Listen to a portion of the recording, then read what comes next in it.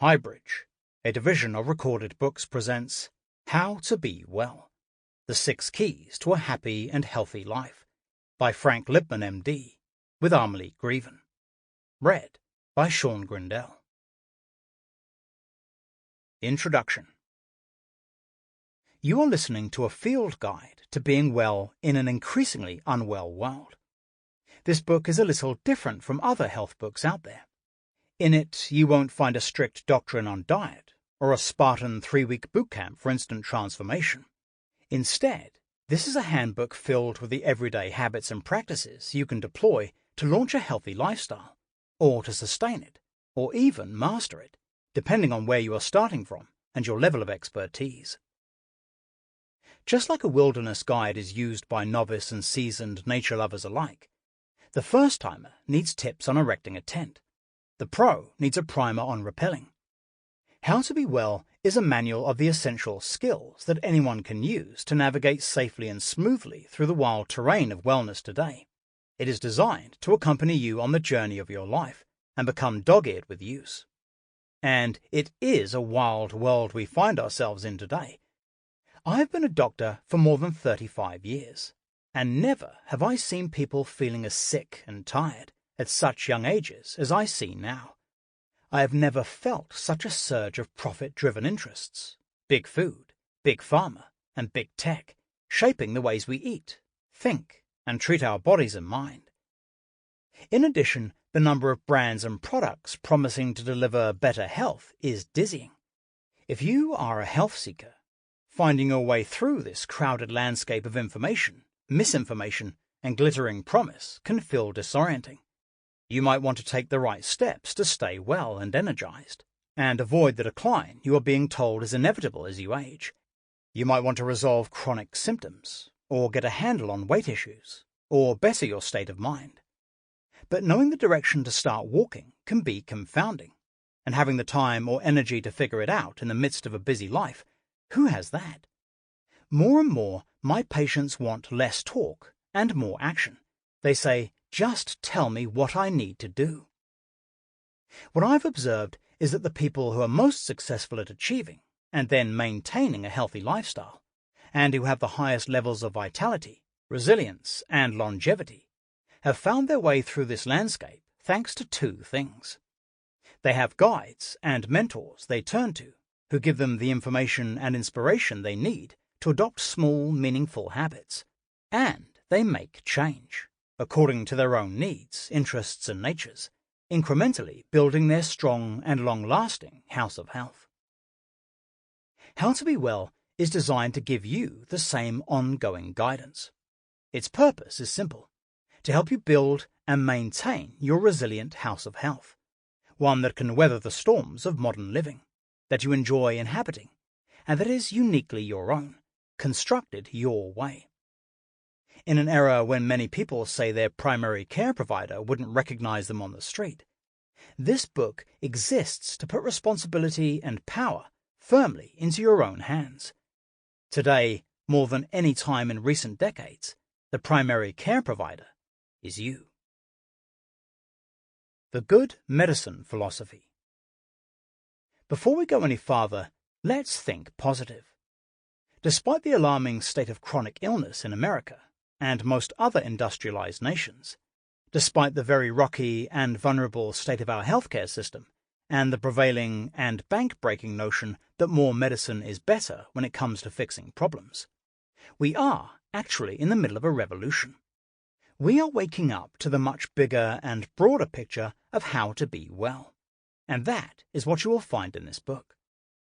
I began my career as a traditionally trained MD in my native South Africa, then studied Chinese medicine in the US.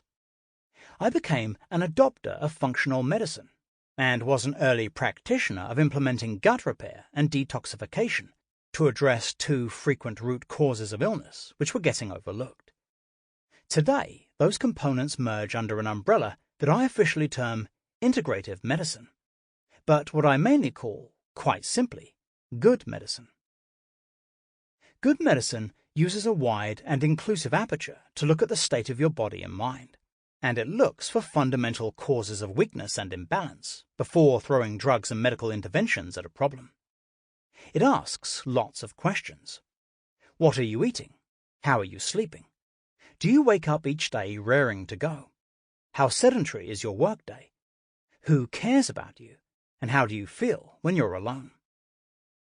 The elements that either create good health or deplete it are largely the very ordinary parts of life. Our food, rhythms, environment, and relationships, and they all interrelate all the time. Health or disease is almost always multifactorial in cause, and is typically the outcome of the small choices you make daily.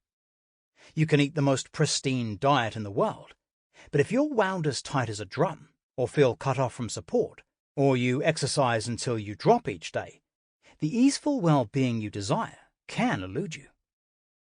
Good medicine also sees health as a fluid entity, not a fixed state.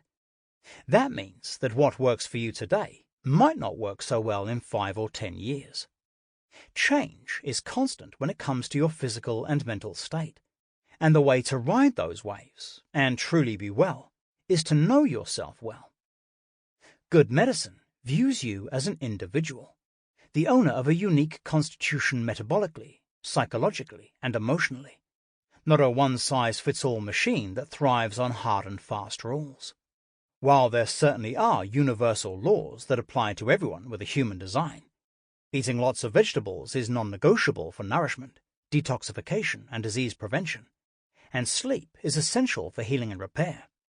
How you choose to implement those habits is a personal matter. Spinach or cauliflower, night owl or lark, rock climber or swimmer. You need to pick what works for your needs, tendencies, and tolerances, so you can establish the habits that work for you and succeed at maintaining them. Furthermore, your physiological needs and personal preferences shift at different phases of your life or in response to changing circumstances. What this all means is that to truly be well, you need to know you, which is why How to Be Well is designed to make you the author of your health story. It does this by ditching the linear follow-this-program approach that insists that every single person must do the same sequence of step A, then step B, then C, and that focuses on only one aspect of wellness. Instead, it offers you a new map for a new medicine, one that is not linear at all, but circular. A deeper look at good medicine. There are 3 big goals of good medicine, and they form the philosophical backbone for all the advice in this book. Resilience. You cannot guarantee that you won't ever meet germs, viruses, toxins, mean people, and hard times. How well you face these obstacles and how easily you bounce back is determined by resilience. The gift of resilience is that it gives you a solid and very seaworthy ship, so that when a storm comes, you don't drown. When resilience is optimized, you can handle temporary and unexpected changes a little better. When resilience is depleted, you're much more vulnerable. You crumble when you get a cold, and can get easily unraveled by psychological stresses. It's a total sum game. When one piece of the puzzle, like sleep or good diet, gets off track, you can get off track. Resilience is a quality you can build through simple lifestyle choices. Function. Where Western medicine often approaches health with, "You're fine until the day you are not," good medicine does not see health and illness as polar extremes. Instead, it sees a spectrum ranging from less optimal to highly optimal, with vitality, resilience, and positive mindset increasing or diminishing, depending on where on the spectrum you are. When you take care to improve the function of your organs and systems before any weakness takes hold, and notice it early if you backslide, you can correct any imbalance before it becomes a disease. The keys to optimizing function are paying attention to changes as they are happening, instead of powering past them, and being willing to investigate the deeper causes of symptoms, rather than automatically suppressing them with medication to make them go away. It's reassuring when you use this spectrum as your framework for health. Even if you've indulged in years of hard living, you can mobilize yourself to get to the brighter end of the spectrum. Synergy. Synergy refers to the extra you get when several different elements, such as the various organs and systems of the body, are working together. You can have positive synergy, in which every positive change creates more positive changes. Or you can have negative synergy, in which every dysfunction creates more and more dysfunction. Good health comes from harnessing the power of positive synergy through fairly modest actions and everyday habits. Resetting your sleep rhythms, plus getting out into nature, plus spending time with a friend who listens to you, can reduce a cortisol storm initiated by stress. This gives your adrenals and thyroid a break, which improves digestive function and alleviates brain fog, restores a regular menstrual cycle or sex drive, helps your body burn calories efficiently, improves self-esteem, and ignites a desire to enroll in a strength training class. It's a ripple effect. Synergy is the reason the small, ordinary things we often take for granted can catalyze extraordinary improvements in health and happiness. How to Be Well is built on the concept of this ripple effect. The 6 rings of good medicine even look like ripples on the surface of a pond. The Good Medicine Mandala. The Good Medicine Mandala is a circular system in which you, not a doctor or any other authority figure, stand at the center. 6 rings surround you, representing the 6 spheres of life that I know to be the pillars of long-lasting health. When you restore or optimize all these spheres, you will lead the pack in terms of your standard of health and enjoyment of life. The 6 rings of good medicine ripple outward from the most material aspect of health, the food you eat, to the subtlest one, which is your sense of connection to the world at large. Moving from the inner ring at the center outward, the 6 rings are how to eat, mastering the very building blocks of life, food; how to sleep, reprioritizing and restoring one of our most fundamental needs; how to move, ensuring the body moves in all the ways that nature intended it to; how to protect, mitigating and preventing the invisible assault of everyday toxins; how to unwind, consciously switching off to allow for complete mental and physiological reprieve; how to connect, awakening and enhancing a sense of belonging and meaning. Each of the 6 rings contains the blueprints or instructions for a range of small actions you can take to improve and strengthen your levels of resilience and functioning. Some of these instructions are long because they cover a significant new habit, like building physical strength or restoring your body's sleep clock. Others are simply a nugget, a small idea for you to chew on and try when you have a few moments of free time. You can decide which actions in How to Be Well to try, depending on how you work best and how much time, energy, or bandwidth for newness you have available. Some people like to dive into one area of wellness, such as nutrition, and do a clean sweep there before attending to another area, like physical fitness or stress reduction. If that's you, start with the How to Eat ring and explore it deeply, picking out the actions you want to try, discussed in How to Use this book, and working through as many as you feel called to do. If that's not you, use the book more spontaneously. Let your eye land on something that speaks to you. Try that habit and get in a groove with it gradually before you open the book again. Because all the actions positively influence one another, for example, meditation tends to help you fall asleep earlier, and better sleep helps reduce cravings for sugar, it doesn't matter where you start and in which order you proceed. And take as long as you need. Spend a few weeks or, ideally, a few months. Just don't try to make too many changes at once.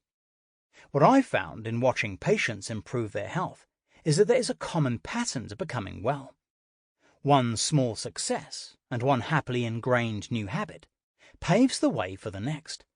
Slow and steady wins the race, because with each healthy change you win back some energy and clarity and gain confidence in your abilities and enthusiasm, which powers you to the next healthy habit.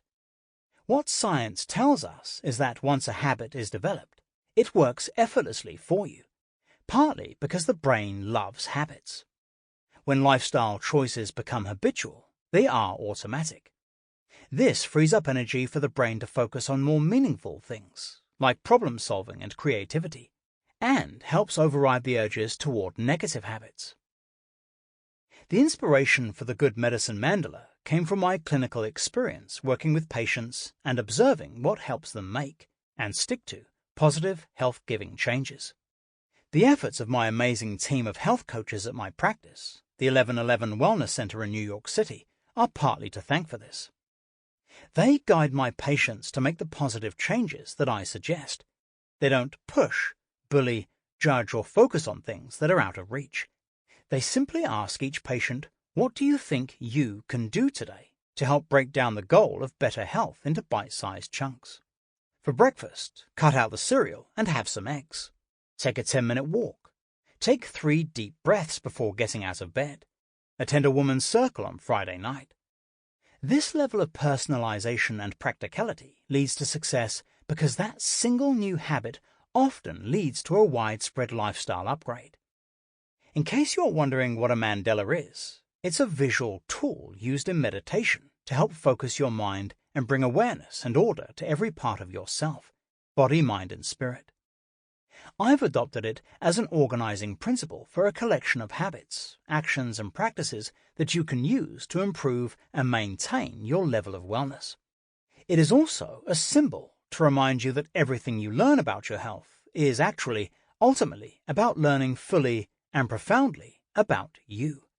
This is why you sit at the very center of the 6 rings. The Good Medicine Mandala may resemble an archery target to you, with a bullseye at its center. That's a good interpretation. A target helps you focus your aim and is an instrument for practicing your skills. Your arrow may land on one ring today and another ring tomorrow. Where you take aim is up to you. The mandala may also strike you as the rings of a tree trunk, which form as the tree grows. The process of creating better health grows in depth and meaning as you mature, and the challenges we face often lead to wisdom and inner strength.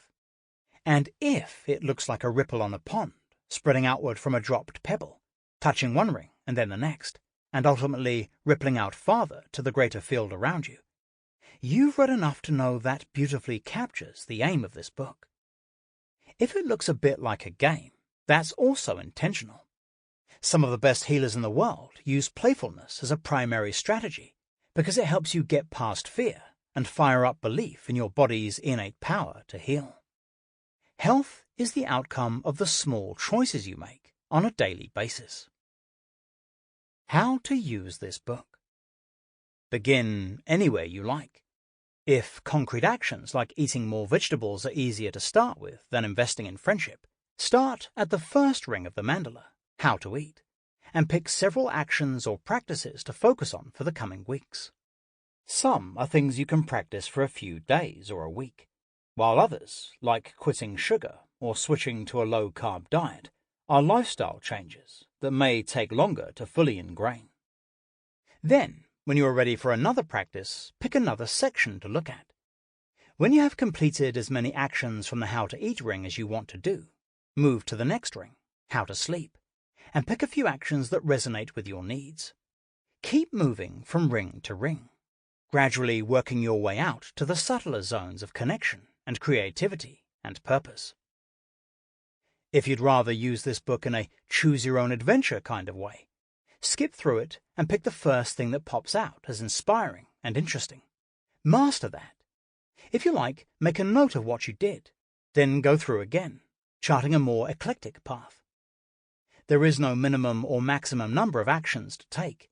You will benefit even if you try only one thing from each ring. However, my hope is that you spend time becoming habitual with many actions in every ring, and that you use this book over the long term, gradually acquiring new habits as your life allows. To keep track of your work, you can use one of the Be Well action charts available to download at howtobewell.com. You can use these to plot out which actions you want to try over the next 1, 2, 3 months and more, to provide a level of accountability and support your commitment. You can even team up with others to map out a path using the Good Medicine Mandala that you will do together. Whichever way you use this book, you will engage in a continuum of progress that is doable, fun, and deeply meaningful. In addition to the action charts, howtobewell.com provides extra content that makes the instructions found in these pages come to life. As you listen, look for call-outs that direct you to videos, charts, and other supporting material. The How to Be Well Pros. As you move through the mandala, you will discover insights and advice from the specialists I rely on to guide my patients in areas outside my own expertise. These are not the ones in white coats, though I would certainly call on them if an acute situation required it. These specialists are the leading voices in their respective fields of fitness, meditation, clean eating, self-fulfillment, and more. I dub them the Be Well Pros, and they share strategies and tactics that will help you not only establish your new normal, but truly get to your A-game. The 4 Directions. I created the mandala with 4 specific health factors in mind. These lie under and also connect many of the actions in the rings, like 4 points on the compass. I want you to become more aware of these factors as you make choices about how you eat, sleep, and take care of yourself each day, because they are common areas of dysfunction that have the power to shape how you feel, perform, think, heal, and age. You'll hear them referred to numerous times throughout the rings, and after spending some time with this book, you will become knowledgeable about how and where they tend to get unbalanced, and why that has such an effect on your health. When you are familiar with the 4 directions, you will also feel more sure-footed about why you are making the positive changes. This can be very motivating, because the thing about small, meaningful lifestyle changes is that they don't always trigger fireworks and dramatic epiphanies. They are often incremental and cause shifts at a realistic yet moderate pace. An understanding of these foundational principles will help you stay on course when you feel an urge to drink the corn syrup-laden soda for energy, or surf the web in the wee hours when you should be sleeping. The 4 directions are your microbiome, perhaps the most studied and talked about area of health today. The thriving communities of various viruses, bacteria, fungi, and protozoa, known collectively as your microbiome, reside in vast numbers in your gut, as well as on your skin, in your mouth, and in other body parts. In the old days, when I first began practicing medicine, doctors thought of this biome as merely comprising various organisms assisting in digestion. Decades later, we know it's much more complicated, and that the microbiome has the power to impact almost every area of your health, including your immunity, stress response, sleep, mood and behavior, metabolism, weight, and so on. This extraordinarily diverse ecosystem plays many roles. It helps break down food and extract essential nutrients, produces vitamins and brain chemicals, and fends off microbial invaders by talking to your natural killer T cells, protecting you from disease. The microbiome impacts many critical functions that control your metabolism. The diversity and health of these minuscule biota influence the way you use energy, or hold onto it in the form of excess weight, and a damaged microbiome can initiate runaway inflammation starting in the gut wall, leading not only to increased intestinal permeability, or leaky gut, but subsequent insulin resistance and fat accumulation. New research suggests that an underlying cause of obesity may be impaired gut microbiome composition, in part because it alters the brain's signals for fullness. The resulting systemic inflammation can show up as symptoms anywhere in the body. That's just the beginning. Your microbiome performs hundreds of tasks essential to keeping your systems functioning optimally, including helping you sync up with the natural rhythms of day and night, and falling asleep easily, and helping your brain work smoothly and without anxiety. Unfortunately, almost no one reaches adulthood with their microbiome in tip-top shape. It picks up a few dents and dings along the way, from gutbusters like drugs and antibiotics, junk food, GMOs, conventionally or factory-farmed meats, and other assaults on your inner ecology. In order for your immune system, metabolism, inflammatory response, sleep and brain to function well, protecting your microbiome, and restoring its balance if it is disrupted, is one of the most important things you can do to sustain health. Your inflammatory response. The immune system is one of our most brilliantly engineered bodily systems. It is designed to leap into action when the presence of danger is detected, like an invading pathogen or a foreign substance that shouldn't be there, and use emergency measures to tackle and take it out. One of those measures is inflammation, and inflammation serves a powerful purpose when used as an occasional weapon of defense. Today, our systems are so overloaded with small assaults and aggravations, from unnatural foods to toxins and drugs to stress and lack of sleep, that the alarm can ring constantly if we don't set up the best possible protection to keep invaders out.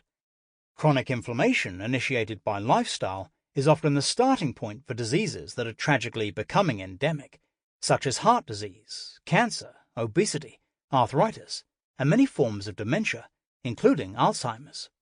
It can be tamed, however, first by replacing the sugars, industrial oils, processed foods, and factory-farmed meats with truly wholesome real foods, a major focus of the first ring of the mandala, and taking care of the state of the gut microbiome, and then by employing many of the other lifestyle interventions in the mandala's next 5 rings. Your rhythms. You are a creature of rhythm, living in a world of rhythms. Your biology is governed by rhythm in ways you barely recognize, and is designed to exist in sync with the rhythms of day and night and the seasons. Most people are familiar with the concept of circadian rhythms, just one of many internal clocks that we have. But that familiarity doesn't necessarily breed respect. Our lifestyles try to override these rhythms, disrupt them with eating at all hours of day and night, traveling across time zones, air conditioning, heating and artificial lighting, food shipped from opposite hemispheres, and more. Things that our parents' and grandparents' generations took for granted, like that planning meals and cooking every day are a non-negotiable part of life, have come into question in our 24/7 service-oriented culture. We are sold the idea that spontaneity, newness, and unpredictability are prized values. They mean you are creative and innovative. Not so for your body, it turns out, which lives for rhythm and balance. Falling out of sync with the micro and macro rhythms of life has the effect of feeling like swimming upstream, because all sorts of systems in the body rely on those rhythms to work well. The good news is that you can reset your clocks and restore your rhythms, and the ways to do so may surprise you. We need to start thinking of the body as an integrated whole, and not as a machine with separate parts treated independently. Your balance. We've ignored the concept of balance at our peril. First, we've forgotten what ancient systems such as Chinese and Ayurvedic medicine knew. A physical symptom is a pointer to something in the body system that is out of balance, not an annoying disruption that must be extinguished at all costs. To resolve the symptom, we typically need to work at the level of restoring balance, usually by removing something that is harming you and restoring something that's lacking. If you simply suppress the system with a drug, that imbalance will likely pop up somewhere else in your body, trying to get your attention in another way. Plus, you can get on the downward roller coaster ride of medication side effects, as one prescription symptom blocker tends to lead to the next. It's not surprising that this has happened. Our entire culture has tipped out of balance. Through a Chinese medicine perspective, it has become dominated by yang, the impulse to do more, go faster, and constantly generate things. This is contributing to a level of exhaustion, an overly outward identification with material things, and a level of aggression that is unsustainable. Sounds quite inflamed, doesn't it? Understanding and embracing the complementary impulse of yin, quiet, inward, deep, still, is essential to bringing yourself back into the center, where you are stable and less easily rocked by the events and circumstances around you. Science is revealing ever new information about how the 4 directions interrelate. The chain of cause and effect isn't always crystal clear, but the links are unquestionably there. For example, the condition of the microbiome. Sample complete. Ready to continue?